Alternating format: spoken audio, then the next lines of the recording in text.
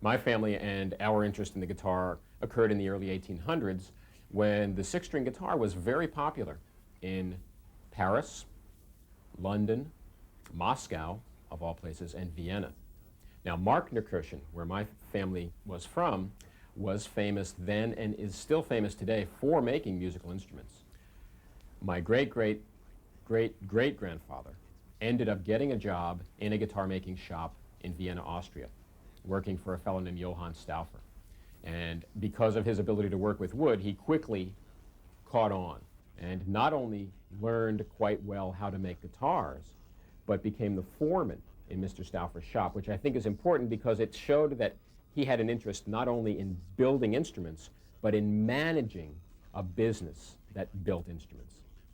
Married a woman from Vienna, left Mr. Stauffer's employ, packed up his family and his tools, and he emigrated to the New World.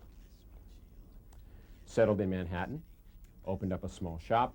Business was good. Americans took to the guitar. I think the advantage that he had with his instrument relative to other musical instruments at the time was that the guitar, not only is it wonderful sounding, not only can you play it by itself or use it to accompany your voice or play it with other instruments, but it's portable. And America was on the move in the 1800s. And as people went west, they wanted to be able to make music. They didn't have boom boxes and MTV or TNN. They had to create their own music.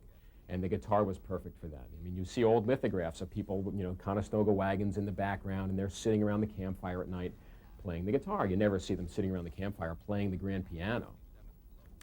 And business was good. My family, unfortunately, was not happy in New York City. And in 1839, they left New York and settled here in Nazareth, Pennsylvania, and built the original old factory. Early Martin guitars were European in design, totally. They had fan bracing underneath the top, fairly wide necks, gut string, the neck joined the body at the 12th fret. And the early Martin guitars incorporated the Stauffer headstock with all the tuning gears lined up on one side, very similar to a Fender headstock today. And in fact, the Fender headstock is a derivation also of the Stauffer headstock. The guitars were very small, generally played at home in front of your family and your friends. They were called parlor guitars. Didn't have a lot of volume, had a tremendous balance.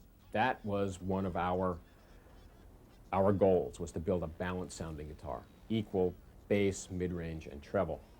And over time, the guitar bodies began to get bigger, and the design began to become more Martinized.